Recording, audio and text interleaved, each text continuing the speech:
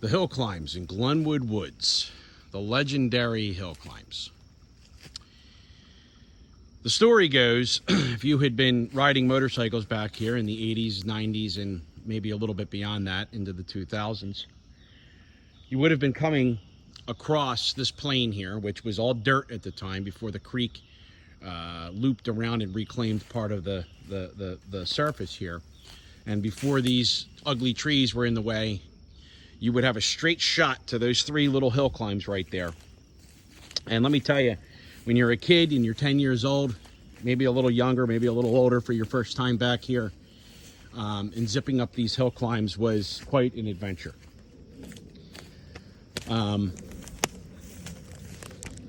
Walking through the terrain here is not easy, so forgive the crudeness of the shaking in the video. Here's the little creek, and this was like your last call. Like by now, if you were going to go over this, if you were going to go up hill climb 1 or 2, you better have your speed by the time you got to the creek, because this was like the point of no return.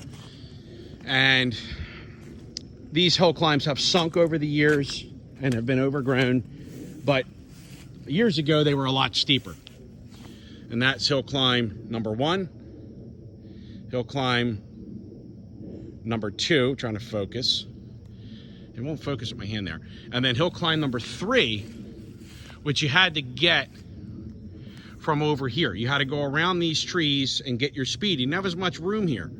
And that was the steepest, deepest one. And each one of these hill climbs presented its own challenge. Now, hill climb number 1 was rather easy. Once you did that one, you thought about doing hill climb number 2. The problem with hill climb number 2, you better be straight, or you're going to hit that little tree there, okay?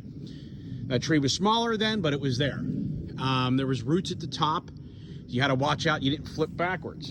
And then hill climb number 3 it just presented a whole different challenge in and of itself. Same thing. There used to be a rock that stuck out somewhere. And in fact, it's still there. Look at that. Wow, look at that for memory, huh? You see that rock? Right there. Right there. And then at the top of that hill, there was also sticks. And if you really didn't watch it at the top of that hill, you'd clip one of those trees.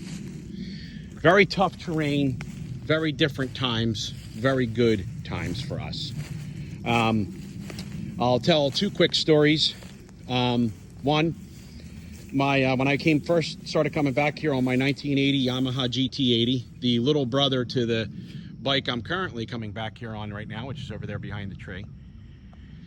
My older brother sat with me over there on the other side of that tree stump and gave me the pep talk to add, to end all pep talks. He wasn't having it. He wanted me to get up that hill climb. And I didn't want to do it because I was scared. I thought I was going to get hurt. I was little at the time, maybe 10. The bike was heavy, big metal gas tank, heavy bike. And, well, it was getting a little late, and I wanted to go home, so I eventually decided to try it. And I revved that bike up, threw it in first gear on the other side of that tree, ran across this creek like a madman, and shifted into second gear and basically coasted up the hill climb. I can tell you that the feeling of that was the best. Like it was, I turned around, my brother was smiling ear to ear, and, that was it. I was kind of off to really being able to come back into these woods and do almost anything that I wanted. And it was just a remarkable time. We used to camp over here. We used to set up tents back here. Some of the older kids would have kegs back here because nobody would hear you.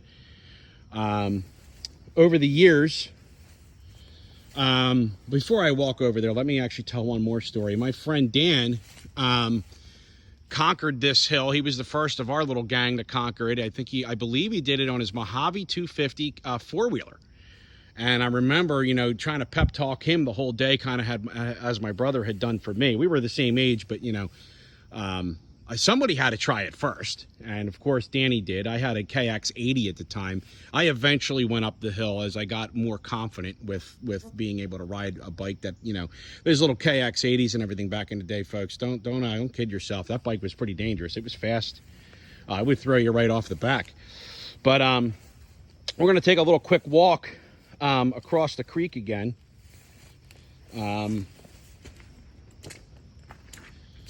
And tell you that, you know, at the top of this, so when you would go this way, you would go back towards the Lenite Quarry. If you go up these hills, it would take you back up towards the High Point development.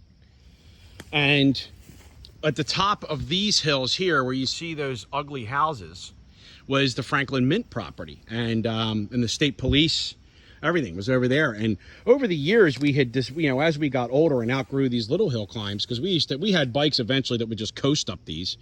We went over here, down along this ridge here, and we started building additional hill climbs that were pretty wicked. The dirt would be real loose. It'd be really dark, rich, black dirt. I remember there being like salamanders and night crawlers and stuff coming out of them as we'd be pulling the rocks out of the way and trying to create more hill climbs. Out of all the places back in this woods, and we have little names for everything, I would say this would probably be the most legendary place, aside from maybe Dead Man's, where the pipeline was, or is, the Sun Pipeline. And of course, like I've shown in some of the other videos, there's my initials are on trees. Here's an old oldie. It is now September of 2022, and I am married to this lady, and we have 4 children. Imagine this. And I'll mention their names. Jeremy, my oldest; Emily, kid number 2; Ethan, kid number 3; and Allison, kid number 4. And I just updated myself. So anybody that comes back out here behind me will see that I still think about this place all the time. As do, I'm sure, many, many, many people that once had a life back here and enjoyed themselves. But here is my video of the hill climbs back in Glenwood Woods, and it's the year 2022.